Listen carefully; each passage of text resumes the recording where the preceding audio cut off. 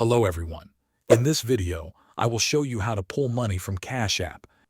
First, open the Cash App on your phone and sign into your account if needed. Once you're on the home screen, tap the Balance tab to view the money available in your Cash App balance. Next, tap Cash Out. Enter the amount of money you want to transfer to your bank account, then tap Cash Out again to continue. Cash App will now ask you to choose a transfer speed. You can select Instant Transfer, which sends the money right away but may include a small fee.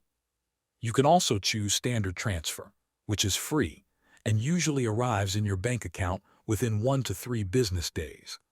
After selecting your preferred transfer method, confirm the transaction using your PIN, Face ID, Touch ID, or another security method available on your device. Once the transfer is completed and the funds have reached your linked checking or savings account, you can access your money anytime through your bank. If you need cash, simply visit an ATM that accepts your bank's debit card and withdraw the amount you need. Thanks for watching.